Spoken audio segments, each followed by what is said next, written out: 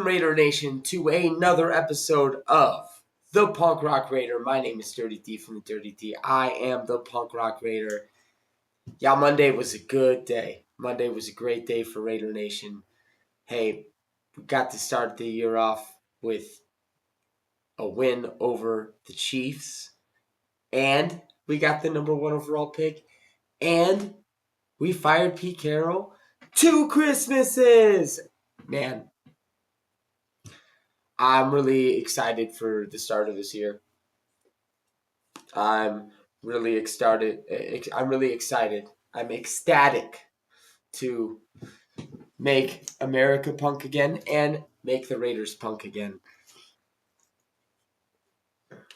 Things are starting in the right direction. And on top of that, we also got the rumor that apparently Tom Brady wants to bring in the Bryans. I had talked about bringing in Brian Flores with Brian Daboll as his offensive coordinator on my show the other day. If you haven't watched that yet, please go check it out.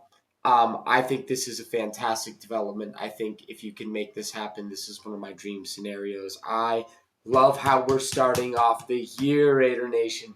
I fucking love it. It's fucking great. So we're going to get started with part 2 of our series. This was intended to be a 2-part series, but the more I tried to work this, the more I just realized it's going to take me too long. There's too much to cover doing both the current roster, free agency, and draft in the same episode. So we're going to split this up. We're going to make this is going to be a 3-part series. Today, what I'm going to talk about is our current roster, what players we should get rid of, what players are vital to the roster, some position changes we should make potentially, where ways we could get better usage out of certain guys, who we should retain in free agency, and who we should target in free agency. So without further ado, let's get started. All right, so we're taking a look at the roster. We're going to start here with the offense. This roster overall is pretty bleak. When we talk about pillars, we've got Ashton Jeanty, we've got Brock Bowers, Colton Miller. There's some young talent that we should give an opportunity to develop. But let's have it's a brief conversation. We've got to get rid of Geno Smith. I do, contrary to popular opinion, think that Geno Smith could be successful other places. He wasn't going to be successful last year. I don't think anyone was going to be successful last year, but really it comes down to how he carried himself and flipping off the fans in Vegas. You can't keep him. Hey, go off somewhere else. I won't be surprised if he goes to somewhere like Indy, Miami, or maybe even Arizona or Minnesota and has a lot of success there, or at least more success there. Wouldn't shock me, but there's no recourse to bringing him back. And then Aiden O'Connell is a very serviceable backup quarterback. I do want to kind of develop the young receivers. I've included all of the future signings we have here. Really, there's not much overall here that moves the needle. Colton Miller is obviously a stalwart at left tackle, but we do have Charles Grant waiting in the wings. It's going to be interesting to see what we decide to do, how we decide to approach Charles Grant this offseason. In very limited snaps, he looked fantastic, but it was very limited, and it was exclusive to the left side. We don't have any centers based off of what position people played last year on the roster, but we got to move Jackson Powers Johnson back to center. He started playing as an above-average guard before he got hurt at the end of his season. But his rookie year, after he made the switch to center, he really picked up steam. By the end of the year, he was looking like a top 10 center. I think you've got a top 5 to 10 center if you just let him play there. Caleb Rogers was playing really freaking well. he deserves an opportunity to compete for a starting job. And DJ Glaze is not a starting right tackle in this league, but I think he could be a starting guard. I think he looks like a starting offensive lineman. I know people are going to kick back on that, but when I watch his tape, I see a guy that can handle himself in the NFL. He just doesn't have the foot speed to do it outside. He does not have the foot speed to play outside. And a lot of his issues stem from that and just how bad the blocking scheme and the play design was this year. It was going to be a struggle for a lot of people. They were asking him to do a lot of things that he just doesn't have the athleticism to do. They were asking him to do these reach blocks where he's climbing up to the second level and turning and cutting people. I just don't think he has that level of flexibility and foot speed. I think if you move him inside, you're going to fix that issue. I don't think he has the flexibility and foot speed to consistently handle elite speed rushers in the NFL level. If you move him inside, that's less of a concern. Put him in a phone booth. Let him compete for a starting job. Tight end is fantastic. There's only a few guys to really keep here. There's only a couple guys to just cut, though. And that's A, as I said, Geno Smith. B, gotta cut Alex Kappa. This is going to save you a decent amount of money between the two. I think you save just about $6 million cutting Alex Kappa. So that's what we're going to do. Moving on, taking a look at the defense and the special teams. Going into the offseason, Maxx Crosby, that's the big conversation. That's the big thing we got to talk about with this. He's our only star player on the defensive side of the ball. He is one of the best players in the NFL, as we all know. However, there's talk about him being traded because of the situation with us putting him on IR and him not wanting to go on IR, as well as us being in rebuild mode, and him previously saying, A, he doesn't want to be part of the rebuild, and B, the assets we could get for him. I think the conversation would start at 2 first-round picks, also throwing a player there.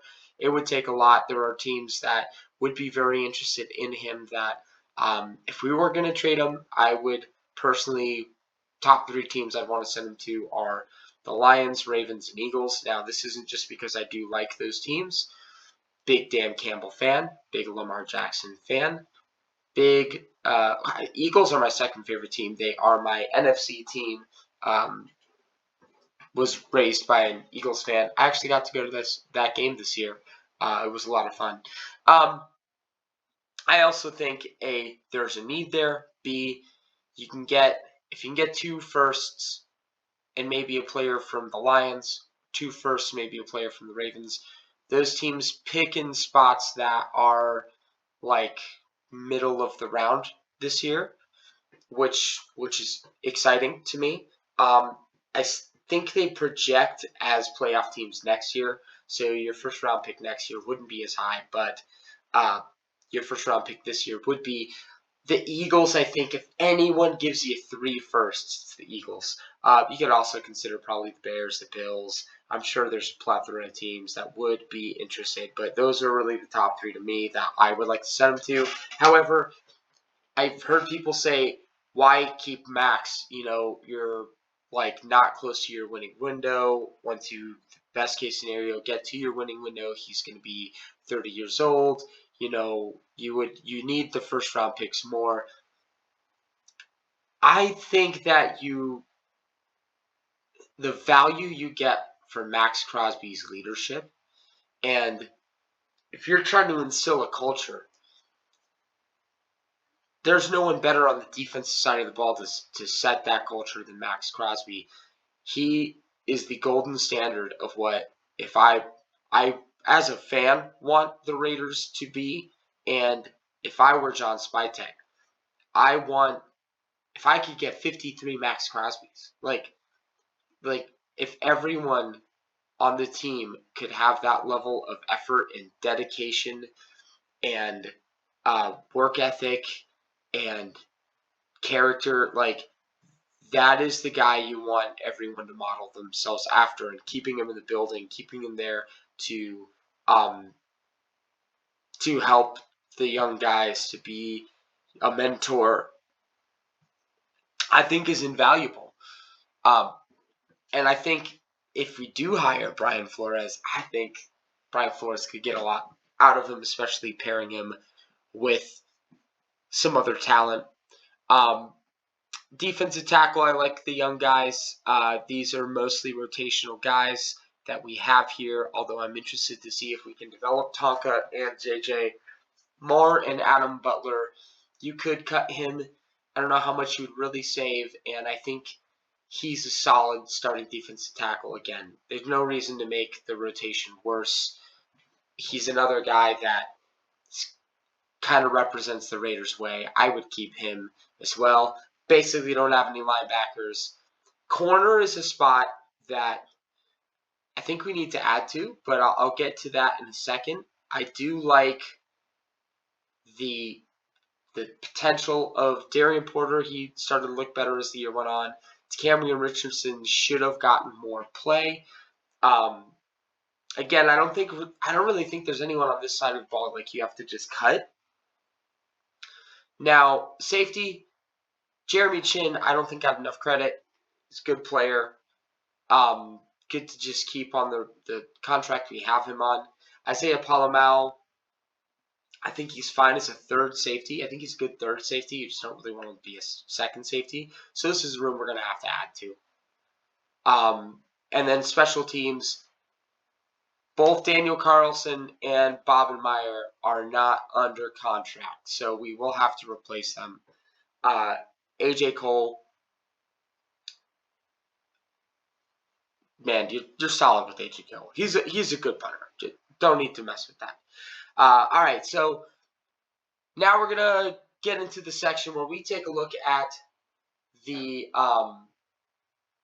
current Raiders free agents, guys that we could potentially bring back.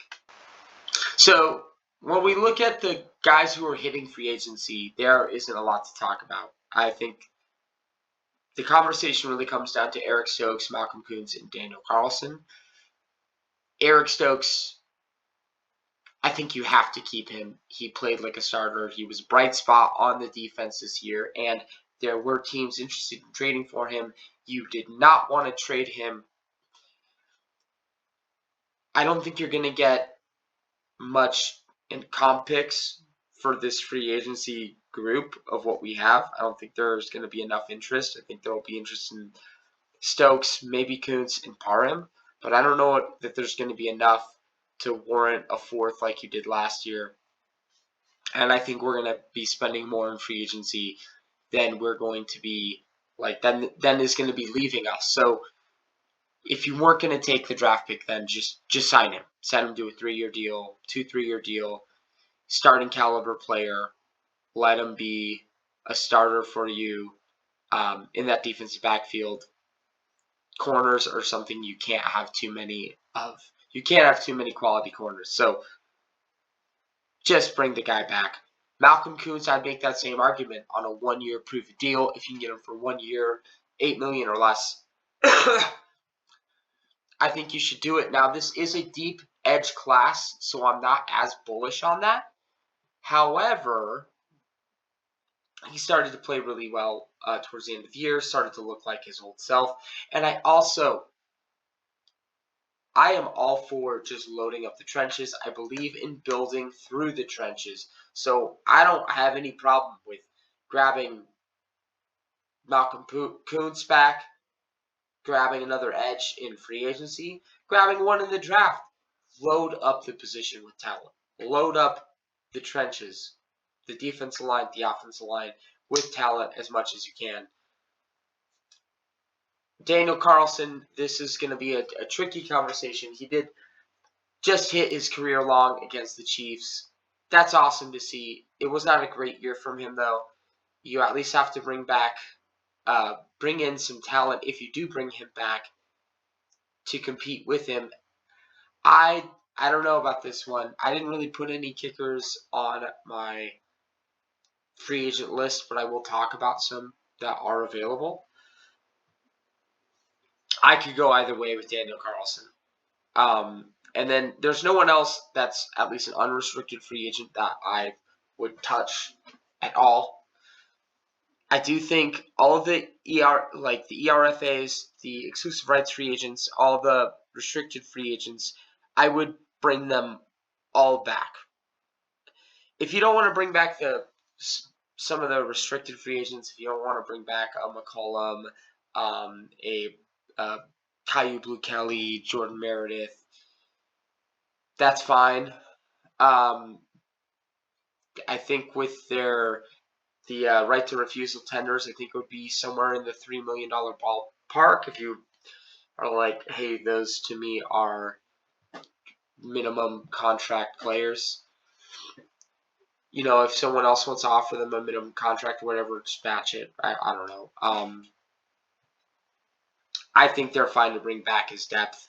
I think Booker is a solid rotational defensive tackle.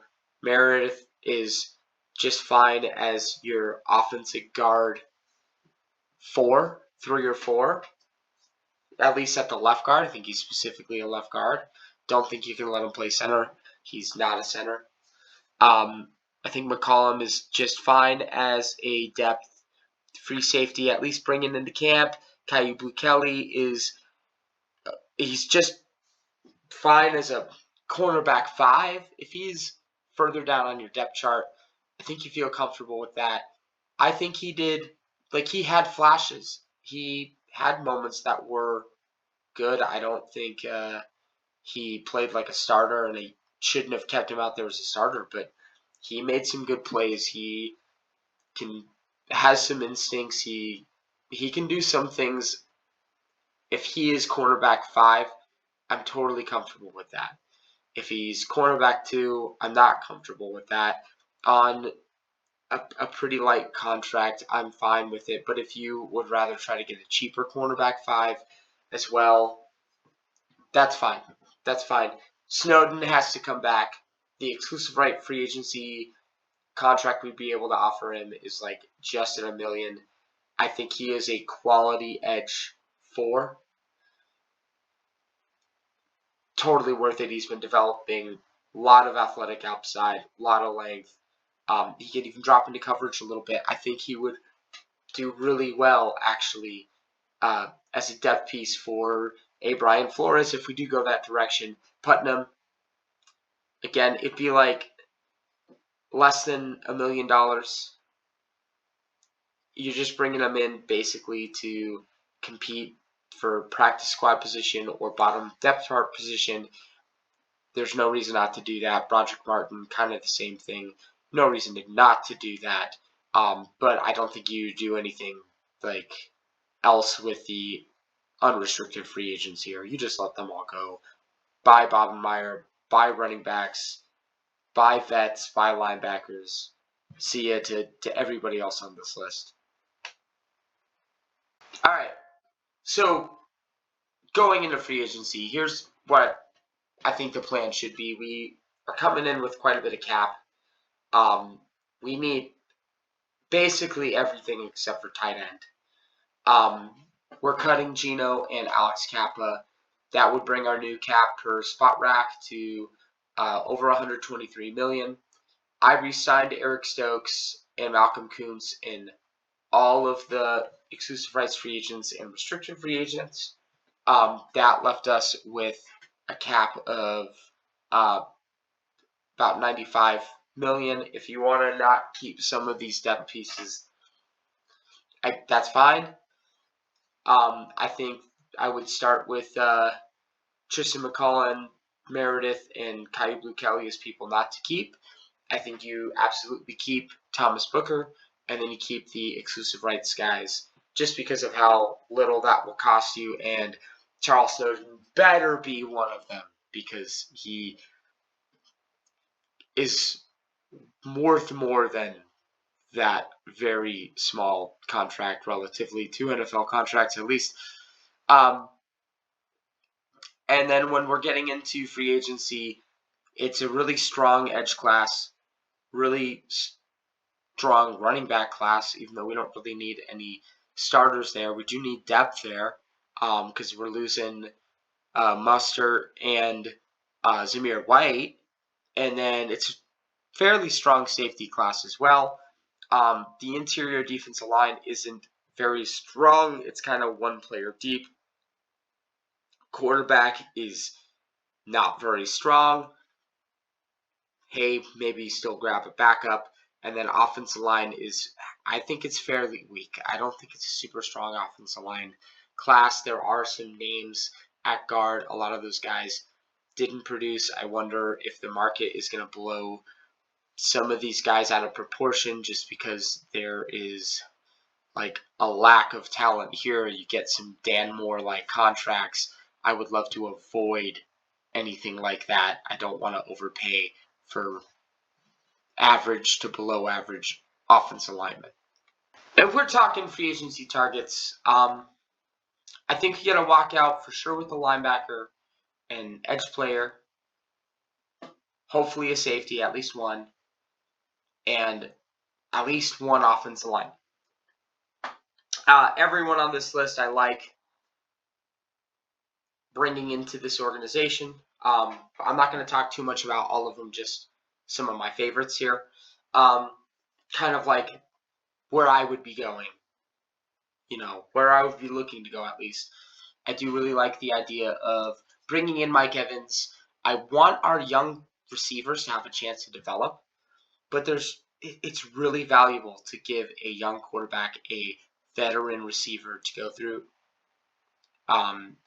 That really helps out your young rookie quarterback. We're taking a quarterback number 1 overall. I don't know if you've heard the news. It's going to happen. Mike Evans would be perfect for that. There's some discontent with, it seems, him with the Buccaneers this year, and some injury history as well. If he is available, we have the connections to be able to bring him in. And he provides the type of receiver you don't have. Gives you a really big body, contested catch type of guy. He's also going to always be in the right spot. If we're going veteran receiver, that's the way I want to go. I do also really like bringing in a Wan'Dale Robinson, though, more of a explosive slot, true slot receiver as well. Staying on receivers, there's 2 depth guys I really like. Alamani Zaccheaus, again, another one of those, he's like slot depth.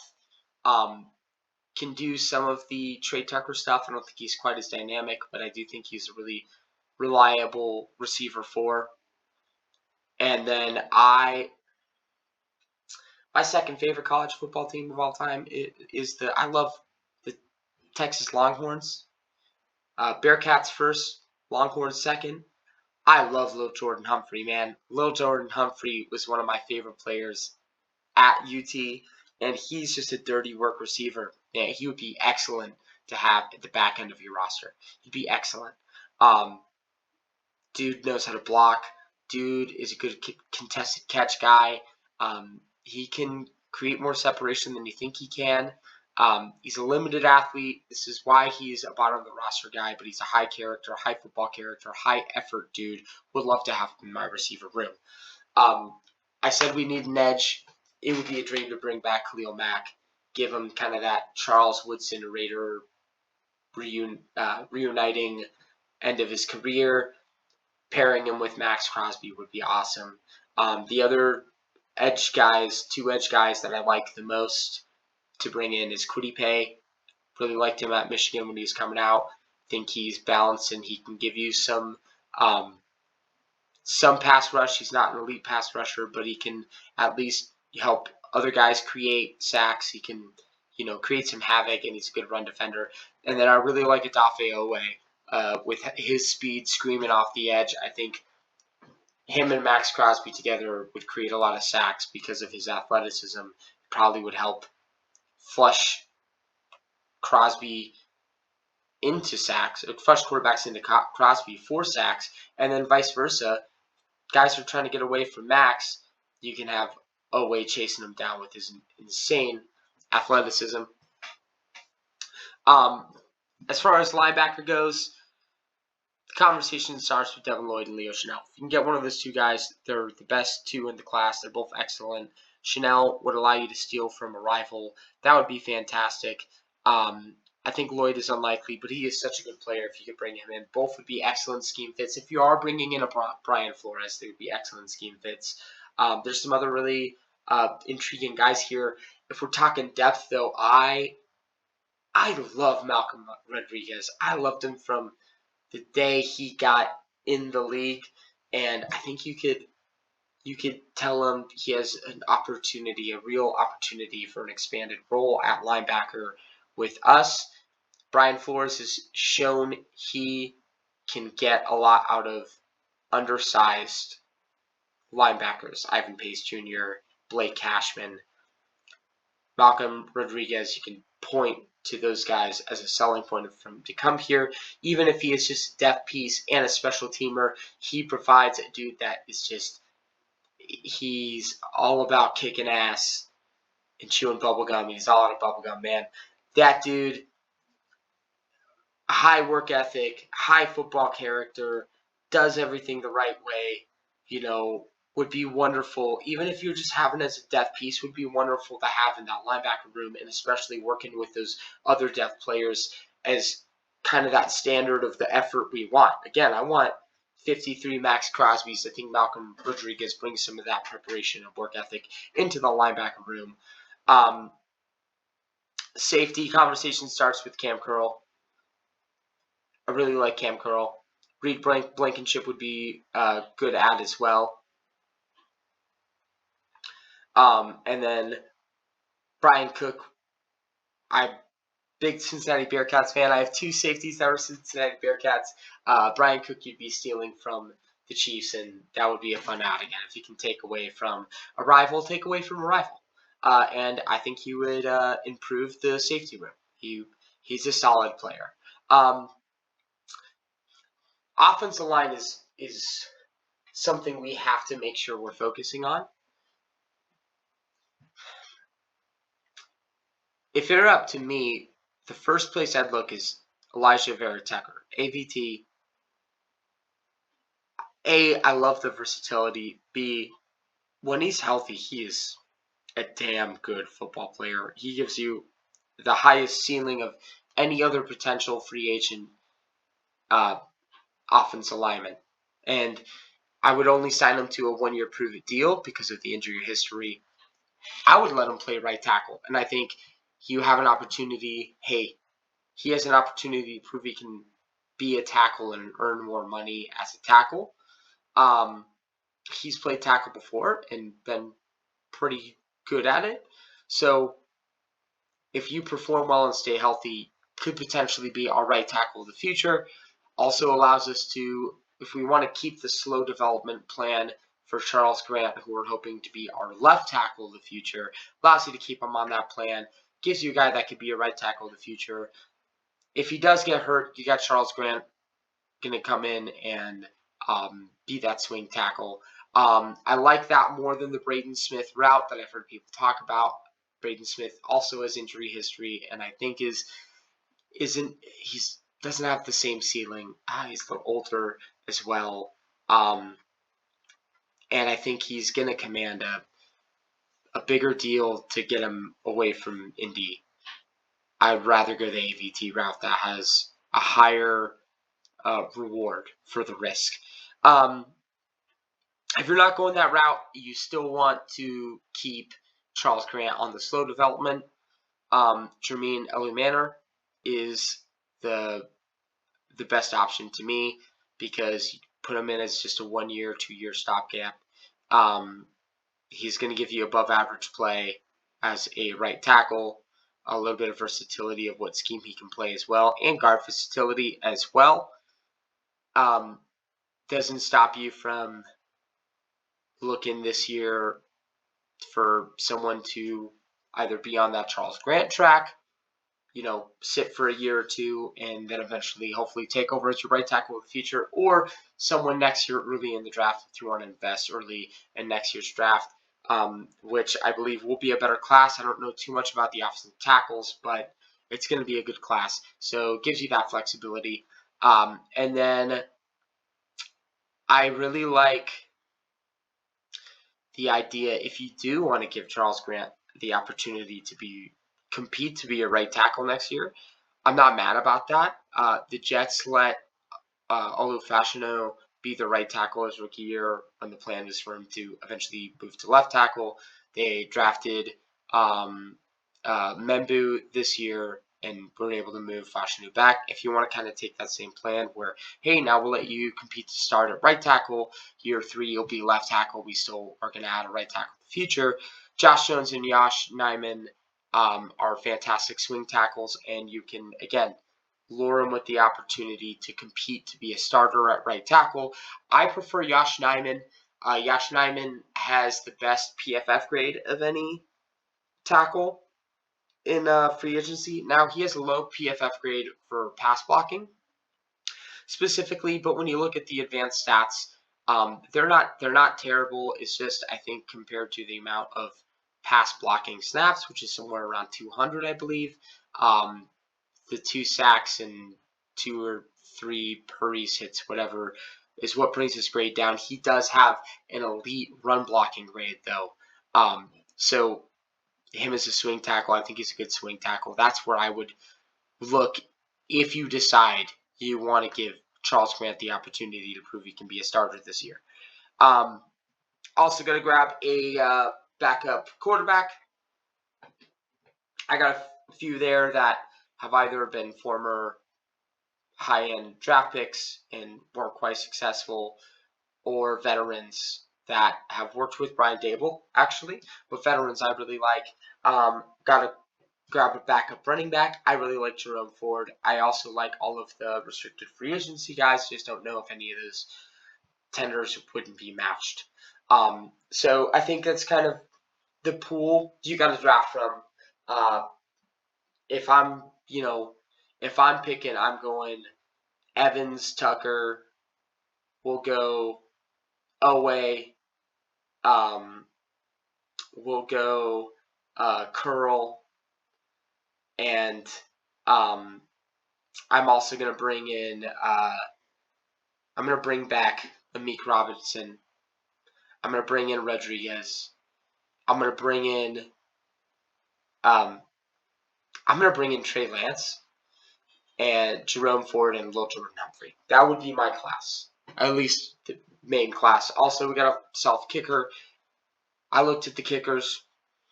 Really comes down to Joey Sly or bringing back Daniel Carlson. If you can get Sly, I'm taking Sly. If not, I think Carlson is fine to bring back for another year. Bring in some competition, though, for him. Bring in a rookie kicker. Bring in somebody. And then long snapper, I took a look at. There's not much to talk about. I think you're really just hoping to grab a young guy, develop him. If you can lure the Bears guy away, I would love that, because apparently he is the reason he noticed Bobenmeyer had a tell, and he's the reason they were able to block that kick for the Bears to beat us, because he let the guy who blocked the kick know. So I think it'd be fun to bring him in. He's a little younger as well. However, don't know if he wants to leave the Bears. If he doesn't want to leave the Bears, you're just going for a young guy. Or maybe grab him. All the other guys are super old. Maybe you grab one of the old guys. Maybe you do go that route, and then also grab a young guy to develop on the practice squad. That's all my time for today. I'm going to be posting part 3, the draft episode, probably tomorrow, so that we can finish out this series. We talked about a lot. Please, if you're enjoying my content, leave a like, subscribe to the channel if you haven't already subscribed to the channel. Tell your friends. I am the Punk Rock Raider. My name is Dirty D from Dirty T. Look forward to bringing you some more excellent content, and you have a fantastic fucking day.